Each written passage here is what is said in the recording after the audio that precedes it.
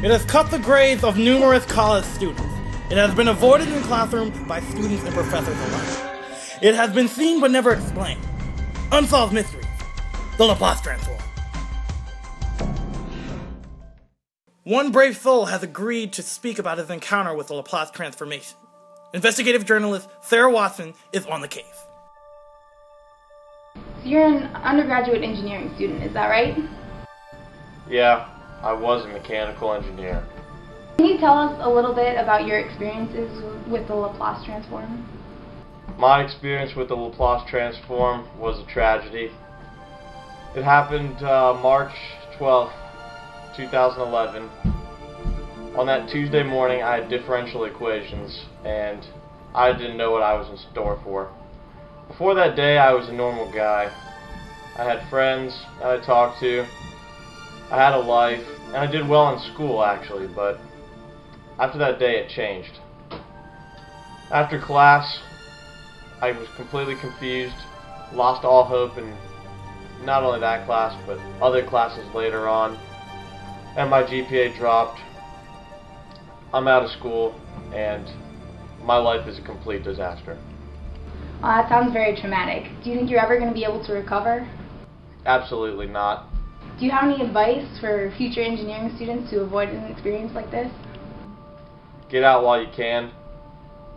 Engineering is rough, but the Laplace transform, it's a nightmare for the best of us. Sarah continues her investigation in Blacksburg, talking to Professor Billy Joe Smith. Professor Billy Joe Smith, we have interviewed hundreds of undergraduate students who are struggling to understand the Laplace transform. Can you shed some light on the topic for us? Well, Missy, I thought you were going to ask that, so I prepared a little demonstration for you. Let me get my handy-dandy pencil out. Yeah, that looks right. Shedding some light on the Laplace transform. Gotcha. No, sir. I mean, can you explain the method for solving differential equations called the Laplace transform? No. But I do have a cousin named Laplace.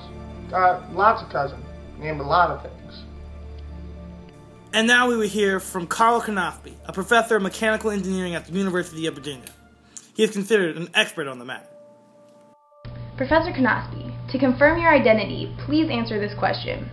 Given this transfer function, what is the output at t equals 5? $94,000.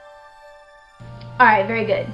Professor, students seem to have a lot of trouble with the Laplace transform. What kind of trouble? Well, nobody seems to understand it at all. Have you given this thought? Yeah, students have struggled with this concept for decades. What are you saying? I'm saying that the Laplace transform is impossible to understand. Am I missing something? Are you missing something? Yes! Sarah was contacted by senior professor John J. Filibuster at Unisteps Anonymous, whose research in Laplace transforms aims to save students and professors alike. Mr. John J. Filibuster, can you explain the Laplace transform for us?